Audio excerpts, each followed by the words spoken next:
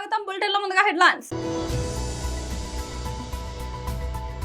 BJP రాష్ట్ర అధికార ప్రతినిధి శ్రీ పోరెడ్డి కిషోర్ గారు మీడియాతో మాట్లాడుతున్నారు.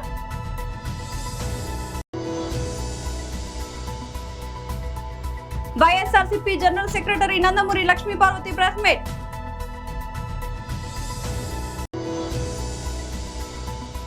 చట్టాలను ఉల్లంఘించి జంగిల్ రెడ్డిలా మారిన జగన్ రెడ్డి, గొట్టిపాటి రామకృష్ణ మీడియా సమావేశం.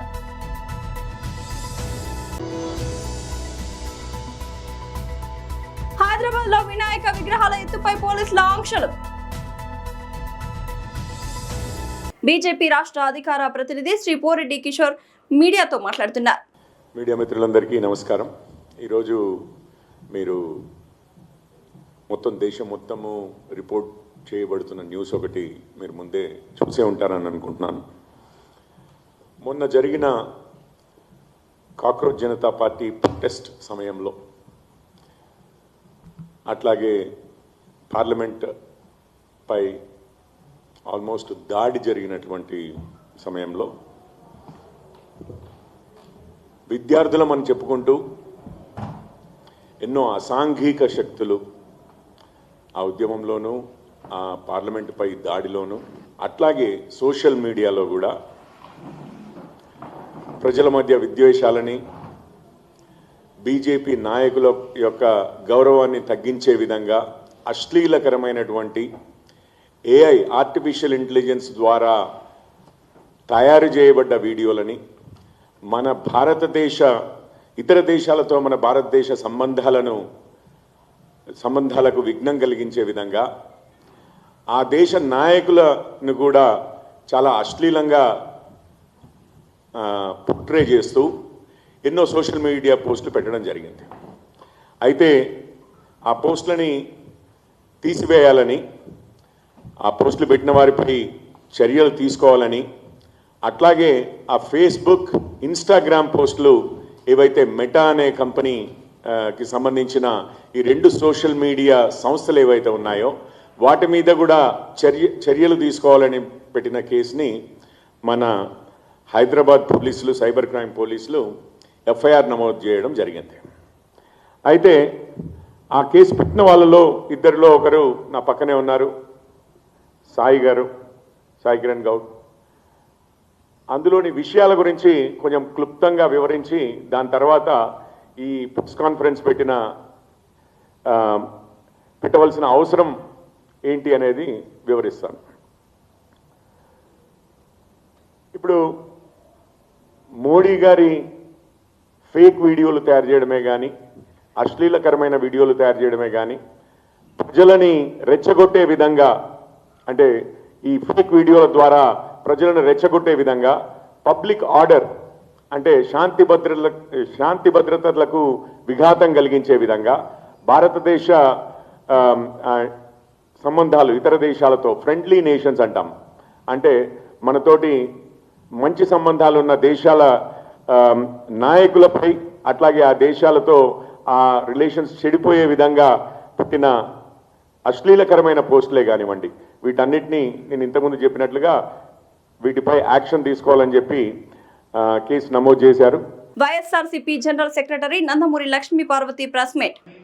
ఆమె ఒక ప్రసంగం చేశారు.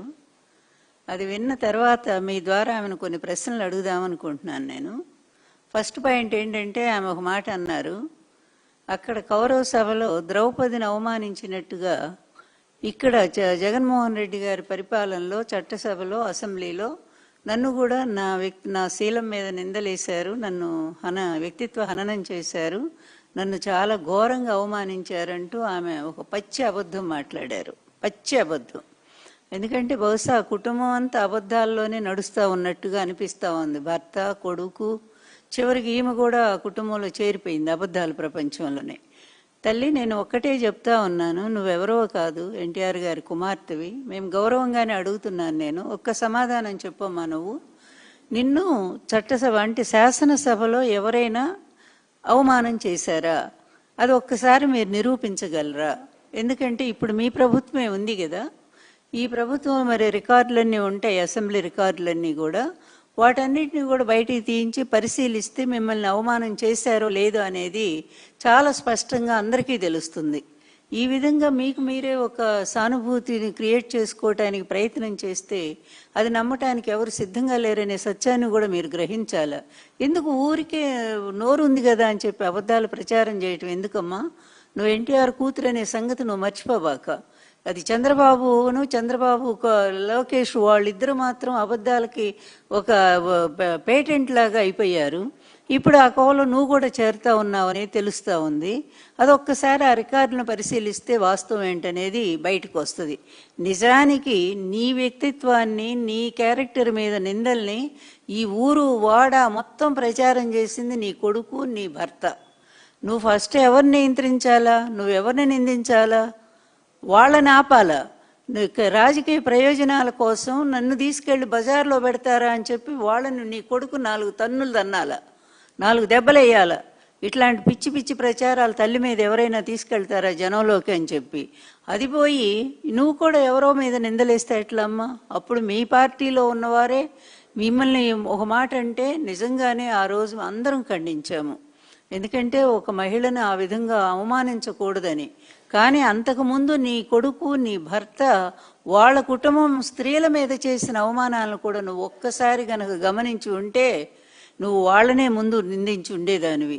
ఎవరైనా స్త్రీలంటే స్త్రీలే కదా. అలాంటిది రాజకీయ ప్రయోజనం కోసం నీ భర్త నిన్ను మొదటి నుంచి కూడా ఈ విధంగానే వాడుకుంటానే ఉన్నాడు. పార్టీలో చేరే దగ్గర నుంచి కూడా ఇప్పటి వరకు కూడా నిన్న రాజకీయ ప్రయోజనాలకు అడ్డం పెట్టుకొని వాడుతున్నాడు. అలాగే నీ కొడుకు కూడా అట్లాగే తయారయ్యాడు. అందువల్ల నువ్వు ఒక్కసారి అది ఆలోచన చేసుకోమ్మా. నిజంగా నువ్వు బాధపడుతున్నావే, నిన్నేదో అన్నారు, నన్ను ఏదో అన్నారని. వైఎస్ఆర్ కాంగ్రెస్ పార్టీ వాళ్ళు ఒక్కళ్ళు కూడా మాట్లాడలేదు మీ గురించి. చట్టాలను ఉల్లంఘించి జంగిల్ రెడ్డిలా మారిన జగన్ రెడ్డి. గొట్టిపాటి రామకృష్ణ మీడియా సమావేశం. మహనీయులు లోక కళ్యాణం కోసం యజ్ఞాన్ని చేస్తూ ఉంటే రాక్షసులు ఆ యజ్ఞాన్ని ఎట్లా విఘ్నం చేయాలి, ఎట్లా భగ్నం చేయాలి అని ప్రయత్నిస్తూ ఉంటారు అని చెప్పి పురాణాల్లో చదువుకున్నాం మనం. అది ఈరోజు కళ్ళకి కట్టినట్టుగా మనకి కనపడతా ఉంది. ఈరోజు ఉత్తరాంధ్రకే తలమానికంగా ఉన్నటువంటి భోగాపురం ఎయిర్పోర్ట్ని గౌరవ ప్రధానమంత్రి గారు ప్రారంభించటానికి ఒకరోజు ముందు ఆ అత్యున్నతమైనటువంటి ఏర్పాట్లన్నిటినీ కూడా పూర్తి చేయటానికి అధికార యంత్రాంగం అందరూ కూడా తలమునకలైనటువంటి దశలో అవసరం లేనటువంటి కనీసం కనికరం చూపించాల్సినటువంటి అవసరం లేనటువంటి వ్యక్తిని పరామర్శించడానికి ఈ రాష్ట్రంలో ఉన్నటువంటి జగన్మోహన్ రెడ్డి గారు పరామర్శకు వెళ్ళారు. ఇది ఒక ఆశ్చర్యకరమైనటువంటి అంశం. ఎక్కడైనా బాధితుడిని పరామర్శిస్తారు, ఎక్కడైనా గాయపడ్డ వాడిని, మరణించిన వారిని పరామర్శిస్తారు. కానీ ఇక్కడ ఈయన ఎవరైతే యాక్సిడెంట్ చేసి ఆ యాక్సిడెంట్ జరిగిన తర్వాత ప్రాణాలని కాపాడేటువంటి అవకాశం, అక్కడ కనీసం వైద్యం చేసేటువంటి పరిస్థితిని చేయకుండా తప్పించుకుని వెళ్ళిపోయి వేరొకరిని తీసుకొచ్చి ముద్దాయి స్థానంలో పెట్టి ఆ పెట్టినటువంటి వ్యక్తిని బలి చేసేటువంటి ప్రయత్నం. అది కాకుండా ఈరోజు వారి కుమారుడి పని చేస్తే వారి కుమారుణ్ణి తప్పించి ఇవన్నీ చేసినటువంటిది ఎవరో? ఒక సామాన్యుడా? ఈ రాష్ట్రానికి మంత్రిగా పనిచేసినటువంటి వ్యక్తి, డాక్టర్గా ఉన్నటువంటి వ్యక్తి సిదిరి అప్పలరాజు అనేటువంటి ఆయన ఈ పనంతా చేస్తే కనీసం తప్పు పట్టకుండా, ఇలా చేసిన వాళ్ళని మందలించకుండా నేరస్తుల్ని ఏ విధంగా ప్రోత్సహించవచ్చో చూపిస్తున్నటువంటి నాయకుడు జగన్మోహన్ రెడ్డి. ఈరోజు మనం చూస్తూ ఉన్నాం, ఆయన కారు కింద పడి నలిగిపోయినటువంటి మరణించినటువంటి వ్యక్తిని పరామర్శకు వెళ్ళలేదు. కానీ ఒక రోజు ముందు, ప్రధానమంత్రి పర్యటనకి ముందు 10 గంటల పాటు ప్రజలకి ఒక ర్యాలీ పేరు మీద నిబంధనలన్నిటినీ ఉల్లంఘిస్తా ఒక నరకయాతను చూపించినటువంటి పరిస్థితి. అధికారుల్ని వారి పనిని వారిని చేసుకోనివ్వకుండా వారి మీద దౌర్జన్యం చేసేటువంటి పరిస్థితి. వినాయక చవితి ఉత్సవాల సందర్భంగా ఎలాంటి అవాంఛనీయ ఘటనలు జరగకుండా సైబరాబాద్ పోలీసులు పటిష్టమైన చర్యలు చేపడుతున్నారు. గత ఏడాది నిమజ్జనం సమయంలో జరిగిన ప్రమాదాలను దృష్టిలో ఉంచుకుని ఈసారి విగ్రహాల ఎత్తు 16 అడుగులకు మించరాదని సిపివిసి సజ్జనార్ విగ్రహ తయారీదారులకు స్పష్టం చేశారు. గురువారం బంజారాహిల్స్ లోని కమిషనరేట్ లో విగ్రహాల తయారీదారులతో నిర్వహించిన సమీక్షా సమావేశంలో ఆయన ఈ ఆదేశాలు జారీ చేశారు. ఈ సందర్భంగా సజ్జనార్ మాట్లాడుతూ గతేడాది కమిషనరేట్ పరిధిలో సుమారు 23,000 విగ్రహాలను ప్రతిష్ఠించారని, వాటి రవాణా సమయంలో 4 ప్రమాదాలు చోటు చేసుకున్నాయని గుర్తు చేశారు. ఈసారి అటువంటి పొరపాట్లకు తావివ్వకుండా భద్రతా నిబంధనలు తప్పనిసరిగా పాటించాలని సూచించారు. దోల్పేట్, జల్పల్లి, మైల్దేవర్పల్లి వంటి ప్రాంతాల నుంచి విగ్రహాలను నగరంలోకి తరలించేందుకు ప్రత్యేక ఎంట్రీ ఎగ్జిట్ మార్గాలను కేటాయిస్తున్నట్లు తెలిపారు. కళాకారులు సామాజిక బాధ్యతతో మట్టి విగ్రహాల వాడకాన్ని ప్రోత్సహించాలని, భక్తులు కూడా సులభంగా నిమజ్జనం చేసే చిన్న విగ్రహాలను ఎంచుకోవాలని ఆయన విజ్ఞప్తి చేశారు. తెలంగాణ రాష్ట్రంలో అత్యంత వైభవంగా ప్రతిష్టాత్మకంగా జరుపుకునే ఆషాఢ మాసం బోనాల ఉత్సవాలను పురస్కరించుకుని పాతబస్తీలోని ఆలయాల వద్ద విద్యుత్ దీపాలతో మరియు తీరక్క రంగులతో అందంగా అలంకరించారు. తెలంగాణ ప్రాంతంలో అత్యంత వైభవంగా భక్తి శ్రద్ధలతో జరుపుకునే పాతబస్తీ లాల్ దర్వాజా సింహవాహిని శ్రీ మహంకాళి అమ్మవారి 118వ వార్షికోత్సవాలు నేటి నుండి ప్రారంభం కానున్నాయని దేవాదాయ ధర్మాదాయ శాఖ అడిషనల్ కమిషనర్ శ్రీనివాసరావు తెలిపారు. ప్రతినిత్యం వివిధ రూపాల్లో అమ్మవారిని అలంకరించి పూజలు నిర్వహించనున్నామన్నారు. ఉదయం అమ్మవారి అభిషేకం అనంతరం నగర పోలీస్ కమిషనర్ విసి సజ్జనార్ మరియు జిహెచ్ఎంసీ జోనల్ కమిషనర్ సత్యనారాయణ ముఖ్య అతిథులుగా హాజరై శిఖర పూజ, ధ్వజారోహణ చేసిన అనంతరం అమ్మవారికి ప్రత్యేక పూజలు నిర్వహించి నవరాత్రి ఉత్సవాలు ప్రారంభించారు. ఈ సందర్భంగా VC Sajjanar, GHMC zonal commissioner Satyanarayana మాట్లాడుతూ ప్రతి సంవత్సరం ఆనవాయితీగా శిఖర పూజ, ధ్వజారోహణలో పాల్గొనడం సంతోషంగా ఉందన్నారు. తెలంగాణ రాష్ట్రంలో అత్యంత వైభవంగా జరుపుకునే పండుగ బోనాల పండుగ అని తెలిపారు. అన్ని శాఖల అధికారుల సమన్వయంతో బోనాల పండుగ ప్రశాంతంగా నిర్వహిస్తామన్నారు. ఈ కార్యక్రమంలో సౌత్ జోన్ డీసీపీ కారే కిరణ్ ప్రభాకర్ తో పాటు ఆలయ కమిటీ ప్రతినిధులు పాల్గొన్నారు. సింహవాహిని మహంకాళి దేవస్థానం లాల్ దర్వాజా విజిట్ చేయడము, అమ్మవారిని దర్శించుకోవడము చాలా అంటే చాలా సంతోషం అనిపిస్తుంది. నగర ప్రజలకి, రాష్ట్ర ప్రజలకి అందరూ కూడా హైదరాబాద్ సిటీ పోలీస్ తరఫు నుంచి బోనాలు పండుగ శుభాకాంక్షలు. ఈరోజు ఇక్కడ నేను, మన అడిషనల్ సిపి తఫ్సీరు, మన జిహెచ్ఎంసీ అడిషనల్ కమిషనర్ సత్యనారాయణ, మన ఈఓ శ్రీనివాసు, అట్లానే మన డీసీపీ కిరణ్ ఖరే, ఇక్కడ ఉన్న భక్తులు మన అరవింద్ గౌడ్, వెంకటేశ్వరు, అట్లానే మాణిక్ ప్రభు అందరూ కలిసి ఈరోజు ఇక్కడ శిఖర పూజ, ధ్వజారోహణ కార్యక్రమంలో పాల్గొన్నాం. ఇది ఒక ఆనవాయితీగా ఇది ప్రతి సంవత్సరం జరిగే పూజకు ఈరోజు ఇక్కడ నేను ఆ పూజలు పాల్గొనడం చాలా సంతోషం అనిపిస్తుంది. ముఖ్యంగా ప్రజలకి, భక్తులకి, ఇక్కడ ఉన్న కమిటీ మెంబర్స్ అందరూ కూడా నేను పేరు పేరుగా ధన్యవాదాలు తెలుపుతూ, లాల్ దర్వాజా మళ్ళీ ఉజ్జయిని మహంకాళి టెంపుల్ 2 బోనాలు ఇప్పుడు మిగిలినాం. అంతకుముందు మన గోల్కొండ బోనాలు, బల్కంపేట బోనాలు కూడా చాలా ఒక ప్రశాంత వాతావరణంలో జరిగింది. అందుకు సహకరించిన ప్రజలందరూ కూడా రాష్ట్ర ప్రభుత్వ తరపు నుంచి, నా తరపు నుంచి, జిహెచ్ఎంసీ తరపు నుంచి, హైదరాబాద్ సిటీ పోలీస్ తరపు నుంచి కూడా పేరు పేరుగా ధన్యవాదాలు తెలుపుతూ, ఇక్కడ ఈ లాల్ దర్వాజా బోనాలు కూడా మనము మన జిహెచ్ఎంసీ ఆఫీషియల్స్, మన కమిషనర్ గారు, అట్లనే వాటర్ వర్క్స్, ఎలక్ట్రిసిటీ డిపార్ట్మెంట్ అందరూ కోఆర్డినేటెడ్గా మనము తగిన కావాల్సిన చర్యలంతా తీసుకోవడం జరిగింది ప్రశాంత వాతావరణంలో చేయడానికి. అట్లనే వచ్చే రోజు ఈ ఒక 10 రోజు కూడా ప్రజలందరూ కూడా అమ్మవారిని దర్శించుకొని ఈ బోనాల పండుగని సంతోష వాతావరణంలో, ప్రశాంత వాతావరణంలో జరుపుకోవాలని చెప్పి నేను కోరుతున్నాను. అదేవిధంగా మా వైపు నుంచి కూడా ఈ చైన్ స్నాచింగు, మొబైల్ స్నాచింగు కాకుండా అట్లానే ఆడవాళ్ళకు, మహిళలకు, పిల్లలకి ఎటువంటి ఇబ్బంది కాకుండా సీ టీమ్స్ కూడా మనము డిప్లాయ్ చేసి ఎటువంటి అవాంఛనీయ సంఘటన జరగకుండా దాదాపు 2,000 పైన సిబ్బందితోని బందోబస్తు చేయడం జరుగుతుంది. ఇంకా మిగిలిన బోనాలు కూడా మనం ఇక్కడ ఉన్న బోనాలకి, అట్లనే ఉజ్జయిని మహంకాళి బోనాలు కూడా ప్రజలందరూ కూడా సహకరించాలి. అట్లనే వర్షం సమయము ప్రజలందరూ కూడా వాళ్ళు బయటకు వచ్చినప్పుడు మన రాష్ట్ర ప్రభుత్వము మనం ఇచ్చే అడ్వైజ్ని చూసుకొని వాళ్ళు ఒక ట్రావెల్ ప్లాన్ని చేసుకోవాలి. ఎందుకంటే మళ్ళీ వాళ్ళు ఇబ్బంది పడొద్దని చెప్పి ప్రజలందరూ కూడా కోరుతున్నాను. ఇక్కడ ఈ ఒక బోనాలు కూడా సహకరించిన అందరూ కూడా నేను పేరు పేరుగా ధన్యవాదాలు తెలుపుతున్నాను. ఇక్కడ ఉన్న దాదాపు 100 పైన మనము సీసీ కెమెరాస్ని మనము డిప్లాయ్ చేయడం జరుగుతుంది. అట్లానే డ్రోన్స్ కూడా ఈసారి వాడడం జరుగుతుంది.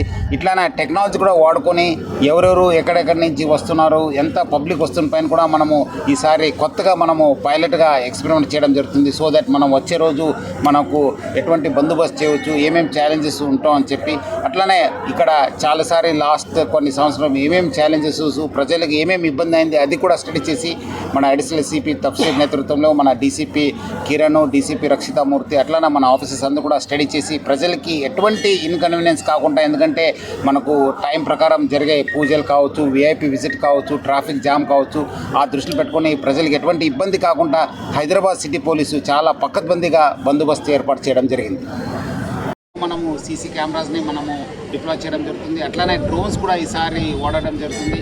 ఇట్లానే టెక్నాలజీ కూడా వాడుకొని ఎవరెవరు ఎక్కడెక్కడి నుంచి వస్తున్నారు, ఎంత పబ్లిక్ వస్తున్న పైన కూడా మనము ఈసారి కొత్తగా మనము పైలట్గా ఎక్స్పెరిమెంట్ చేయడం జరుగుతుంది. సో దట్ మనం వచ్చే రోజు మనకు ఎటువంటి బందోబస్తు చేయవచ్చు, ఏమేమి ఛాలెంజెస్ ఉంటాం అని చెప్పి.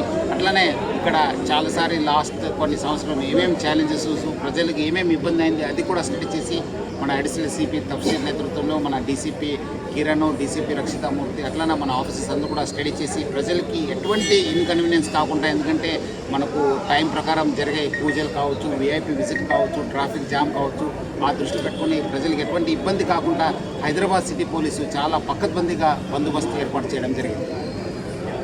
ఓకే సార్, ఈ జిహెచ్ఎంసీ నుంచి ప్రొవైడ్ చేసిన ఏవైతే సివిక్ కమ్యూనిటీస్ అవి ఉన్నాయో, మనము టెంపుల్ ఉమ్మడి కమిటీ టెంపుల్ చైర్మన్ గారు ఇతర సభ్యులతో కలిసి పాదయాత్ర చేయడం జరిగింది. ఏదైతే ప్రొసెషన్ రూట్ ఉందో ఆ ప్రొసెషన్ రూట్ కూడా పాదయాత్ర చేయడం జరిగింది.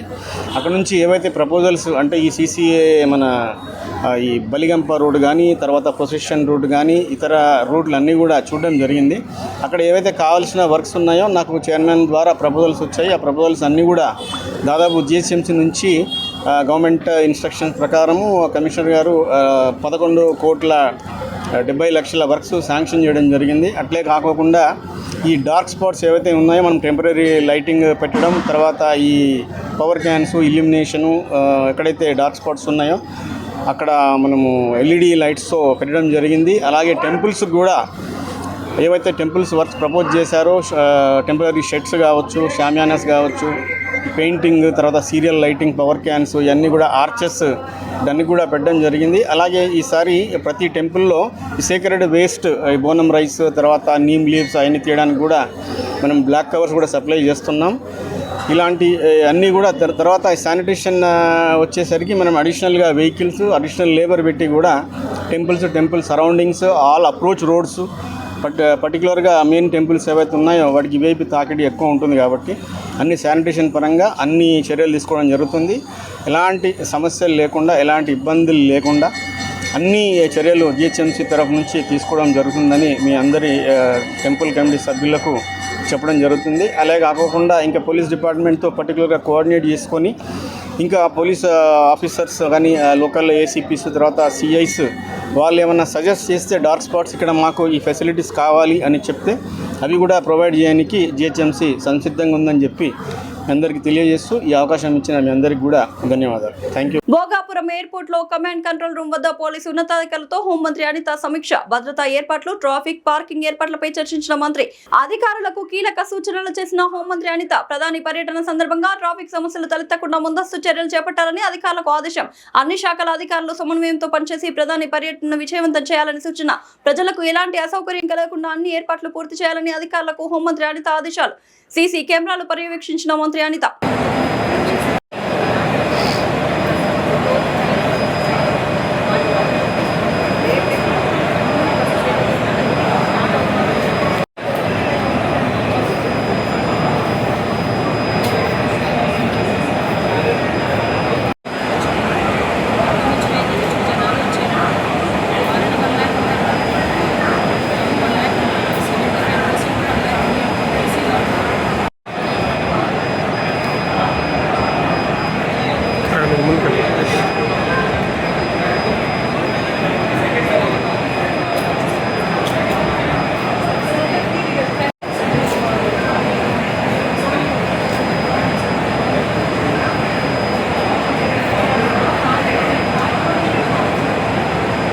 వికారాబాద్ జిల్లా కొడంగల్ మున్సిపల్ కేంద్రంలోని కడా కార్యాలయం పార్కులో Hyderabad metropolitan development authority urban forestry ఆధ్వర్యంలో వన మహోత్సవం ఘనంగా నిర్వహించారు.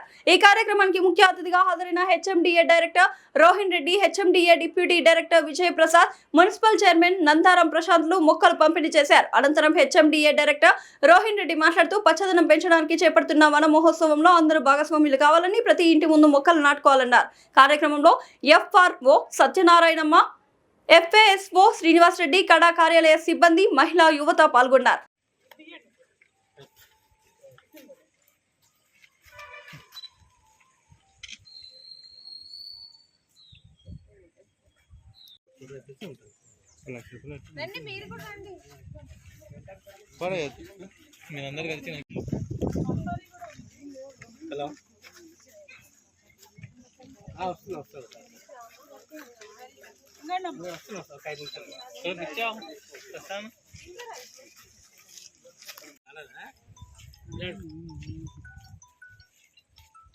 మేడం ఇక్కడ మళ్ళీ ఇక చాలా సరిపోతారు. ఇక్కడ పట్టుకోండి. లేదు ప్రశాంత్ మేడంకి ఇచ్చినట్టు ఫోటో ఆ మేడం కింద పెట్టమని ఒకటి.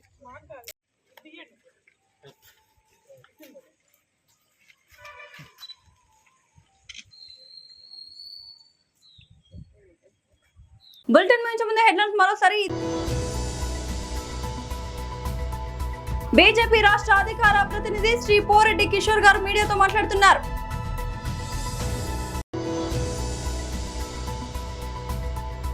YSRCP general secretary Nandamuri Lakshmi Parvathi press meet.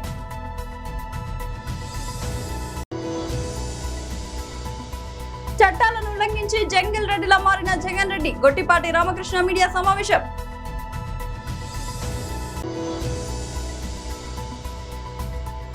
Hyderabad లో వినాయక విగ్రహాల ఎత్తుపై పోలీసుల ఆంక్షలు. ఇది వాళ్ళ బులెటిన్ అప్డేట్. మరొక బులెటిన్ మళ్ళీ కలుద్దాం. అంతవరకు సెలవు.